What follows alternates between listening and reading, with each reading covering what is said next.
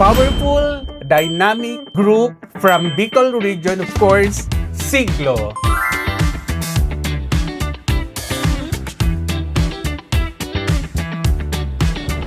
So, hello po, I'm Daniel, the main vocalist of the group. Hello guys, I'm Ivan, the leader of the group.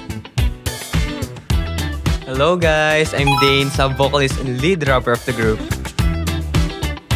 Hello po, I'm Morel, the visual and the youngest member of the group. What's up guys? I'm Josh. I'm the main rapper and dancer of the group. Kasama natin siyempre ang young, beautiful, and talented recording artist, Mia Japson. Hi everyone! Say ooh, la la, say so. Come on, say ooh, la la, say so. Hello mga kaulala!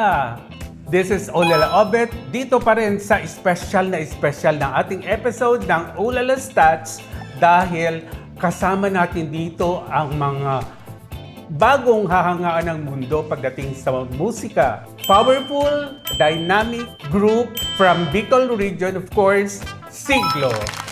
Welcome guys! Hello po. So nakita nyo naman pagdating sa kagwapuhan talagang wala kayong pwedeng pag-isipan pa kung hindi mind nyo na yan. Pagdating sa mga kagwapuhan, mind yan, di ba? O tama tuloy itong mga kids na to eh. Ang age po nila, I heard 15 years old ang the youngest at ang pinakaano is 22. No? Pero pagdating sa musika talaga, iisa lang ang number nila. Not 5, but 1. Okay guys, paano nabuo ang Siglo? So, Siglo started as a passion project from Kuya Ivan. You see, he's always dreamed of having a P-pop group. It's what he's always wanted to do with his life. So what he did was, in our talent management, he looked for people with what he saw potential in, who he thinks would fit personality-wise, skills-wise, and looks-wise into Siglo, our group. And that's how we all formed. First, he asked Kuya Josh, Ryle, and then Ryle asked us. So, if it's anything, it's truly destiny. Baby, oh, I can feel your magic, oh yeah. With your side of my time. Actually, ang success talaga sa industry, sinasabi natin na perfect timing, divine perfect timing. And do you feel guys, nakifeel nyo na ba yan guys na the soonest time talagang it will come to you and you will feel the success that you are aiming for? Yes po, katulad po ng quote namin is, what you believe you will always achieve. And naniniwala po kami sa kasabihang yan. And andito pa rin po kami sa stage na nabibuild and yung skills po namin is mas na-enhance. So, we still trust the process. And patagal ng patagal, mas gagaling po kami. Now, nag-i-improve pa lang. Pero the day will come na we will be on the bigger stage. Of course, hindi lang biggest stage, international stage talaga. Ako, huwag nyo nang i-aim, pero I can see you talaga right there at the top of the stage talaga. At hindi lang talaga here, international I said. Sabi nga nila, hindi nyo magagawa ito as grupo, as the Siglo without idolizing other talents. No? Sino ang pinaka idol nyo kaya nabuo ang grupong ito?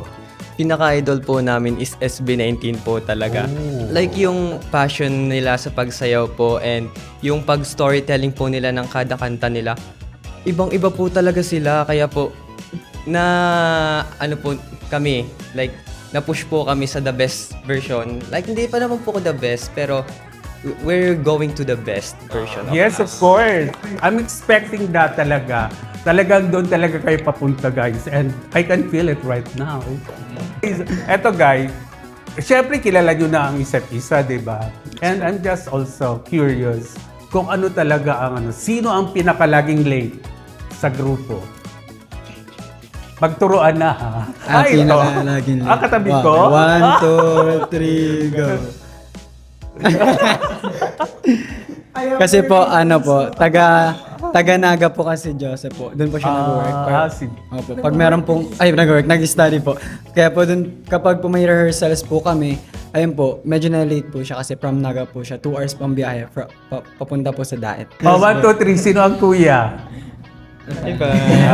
Okay. Sino ang bunso? 1, 2, 3. Parang literal po. Pag bunso daw makulit, di ba? Ito po yung Ikaw makulit. siya yung pinakamakulit. Hindi lahat kasi madali dito sa industry. And I think, alam nyo naman yun, di ba? Before going into the scene, no? Ano yung mga restrictions sa sarili nyo na talagang you will not do it because you are saving the yung success na ini-aim nyo? Ano yung dapat na hindi nyo dapat gawin just to attain the success that you are aiming for? Of course, in our group, it's always keeping a proper image. We aim to express ourselves properly and always professionally. So at times when it's, at events, whether we're meeting fans, taking pictures, or even simple rehearsals and we're recording, we always keep a professional output into our postings and engagements and such. That's right. Okay yan, maganda. Parang para sa lahat na yon, for sure. Papiliin ko lang kayo. Love or career? Huwag nang mag-isip. 1, 2, 3, go. O, ibigay na natin ang career sa kanila. O, ito. Midnight gig or early morning call? Isa-isa. Hindi. Grupo na lang. 1, 2, 3, go. Midnight morning! Laing o crispy pata? O, 1, 2, 3. 1, 2, 3, go. Siyempre, dahil mga Bicolano mga to, no? Kasi pag nag-crispy pata sila, normally naman sa Bicol, ang crispy pata, ordinaryong pagkain lang yan with the laing. Given a chance na mayroon kayong kakolab sa P-pop scene, sino ang gusto nyong makasama? 1, 2, 3. SB19! Aba, normal lang kasi kanina sinabi na nila yung SB19. Alam nga namang BTS ang sabihin nila, di ba? As early as now, ano yung image nyo na gusto nyo ipakita dito? Yung pag nakita kayo at a glance, siglo yan. Of course po, ito po sinasabi na namin even before pa na gusto namin ipakita hindi lang po sa national, regional, kung hindi lang po sa regional or national, kundi sa buong mundo po na ito po ang Tatak Cam Norte, ito po ang Tatak Bicol. And i-showcase po namin yun sa pagpapakita gamit ang art namin which is music. And di na nga po, we want everyone to know that we have the skills, we have the capabilities, and we have the character in order to be that group that everyone will remember in time po. Can you do the kapangyarihan, kahit short line tapos the salamangka? Kahit yung chorus lang or what? May kapangyarihan ng ganda mo, wala na akong takas, biyag mo ko. Hindi ko kaya, iba ka talaga, ang puso ko'y nahulog na. Oh That's my the God, chorus nahulog ang puso ko. Teka, sandali ko nito. Nahulog talaga sa kapangyarihan ng siglo. This time, the Ulala's magic. Yung magic nyo salamangka. Girl, what's your secret? Why do you make me feel the rush in my heart? Meron bang maikapagkat ako'y nabiyag mo na? Kahit malayo ka, puso't isipan ay tanging ikaw ang siyang dahilan. Baby, I can feel your magic, oh yeah. What's your salamangka? Oh my God, I can feel the magic talaga. And because I can feel the magic, now I can feel the ulala. I mean, you have to feel the ulala's touch. Ang young, beautiful, and talented recording artist, Mia Jackson. Hi everyone! Hi Tito Alfred! I miss you so much! Likewise, my dear. Ang tagal namin din nagkita, pero pag nagkita kami, may spark ka agad kami sobra, sapagkat, always. di ba? Siyempre dahil close to my heart yan. Ito, umpisan mo. Yan po. Yan, nag-link ka agad ha. Nag-link na Hindi pang kami. finale, pero nag-link na kami. Anyways, gaano ka ka-busy this few days? This month, I could this say. month, yeah. This Okay. month is kakasimula ng month. Pero yeah, parang this month, nagiging busy na po ulit ako. I guess because it's, you know, summer's coming. Sa ibang school na nga, summer na nga. Pero Correct. kasi sa school ko, alam mo naman, tri-sem. Halos isang month lang po ang pahinga namin. Kaya ramdam ko na yung summer. Nasa school pa rin ako. Parang, Yeah. Pero syempre, hindi mo pwedeng kalimutan yung career, di ba? Yes. Kasi napakasipag ko. Take note guys, ang talino ng batang ito. bola po. Bola na yan. Ay. Matalino. O, dinagdagan lalo, di ba? Tell us about that music. Yeah, it's been like, it's been 3 years since Pintig. It's been 2 years since April. And recently po, I've been really planning to make an EP na, make a single na again, because I think it's time to do that. At the same time, you know, I feel like it should be good that I spread my music more than I upload more. Correct. But at the correct. same time, yun nga po, if you're gonna be settling yourself with just 2 songs, you're singling yourself for just one genre. And so if you're not expressing yourself more with the music you want to make, what's the point? Tama. If you want to be an artist. Of course, Bia, alam mo, hindi ka lang nag-iisa ngayong sandaling ito sapagkat may special akong taong regalo sa'yo na dapat makilala mo rin sila. Nasa Gen Z din sila at bago dito. Tito Obet, nakakagulat naman yan. Oo, talaga, hindi. Kasi usapan namin ni Odyssey na kailangan makilala ni Mia ang grupo din na ipinagmamalit ko this time. Na-interview ko na sila and I believe them na kaya talaga nilang pantayan. My God, ang sinasabi ko mga kaibigan na personally makikilala ni Mia ay ang powerful, dynamic, at talented group from Bicol region at sinasabi ko rin po na baka sila ang next SB19 Ay, of the wow. Philippines, Siglo. Guys! Ay, hello po! Hi! Hi! At Ayan, parang this is siglo. Mia and the Siglo. Hello, Ayan. everyone. Okay. Ito, Mia, ito. Ang Siglo talaga are also aiming to hit talagang the international scene, di ba? Of course, ganyan din ikaw. Yeah. Because like, iniisip ko anong gagawin ko on stage. Tapos sila po, nag-hire po sila. And of course, yung makeup artist and road manager po nila nag-hire din sa akin and nagpapakilala sa kanila. Siyempre, mabait yan. Yes. Alam mo, pag mga Bicolano talaga, like Mia, I'm a Bicolana. O, di ba, Bicolano? Grabe. Yeah. Di ba, ano talaga mabait talaga, at saka approachable. Opo. Oh, kayo girl. Ay, kayong tuloy. Boys. Kayong boys. Hello. Kayo boys, ano naman ang impression niyo kay Mia nung nakita niyo siya? Ayoko naman. Oh, yeah. Oh, cover your ears.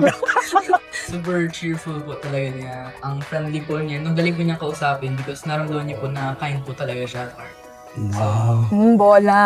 Ayan, bola. Oh, sa'yo. Same po, sobrang very approachable person po niya, super pait. Ang ganda. Bola. Ano po, si Mia po, super nice po and madaldal po. Oh, hindi na po wala. Oh, ayan. Yeah, oh, this one. Si Mia is very smooth, very delicious. Ay. Wow. Ay. Hiyang-hiya naman ako. Demure na no? Okay. And, Very talaga, honest opinion kasi ngayon pa lang po kami nag-meeting. oo nga. Very genuine po talaga yan. Nakikita ko naman po nung pagpasok pa lang po namin ng room kasi of course kilala na sila. Sabi ko ay very jolly person po talaga. Yes, she is actually very jolly bee.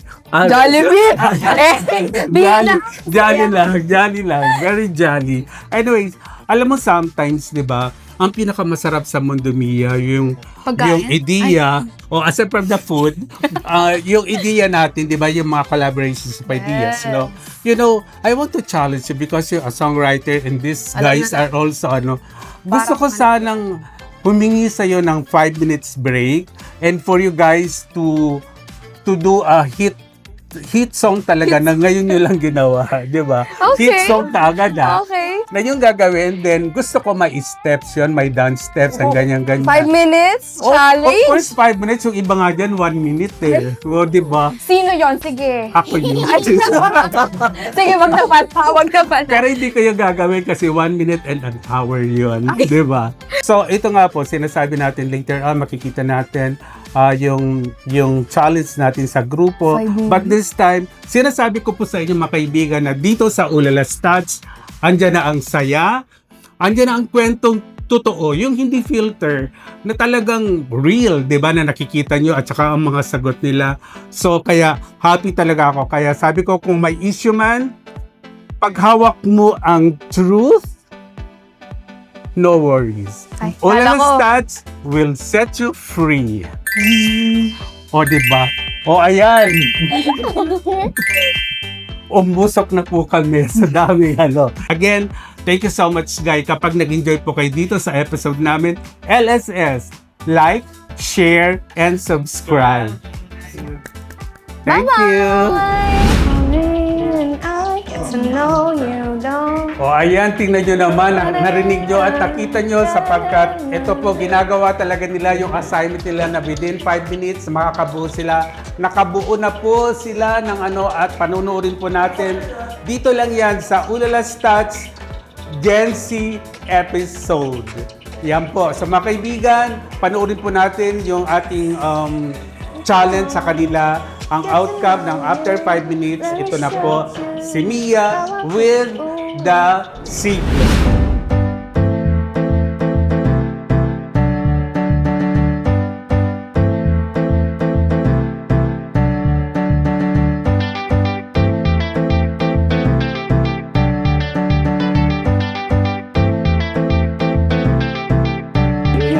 Yes! Ang galing! Ay, congrats, guys! Oh, ayun na. Ang galing talaga. Ang galing-galing nyo talaga. Ang galing-galing nyo. Yan, ang galing-galing. Grabe. Thank you muli. So, as I said, pag nagustuhan nyo ang ating episode ay LSS lang po tayo. Like, share, and subscribe. Thank you! Bye! Oh, sana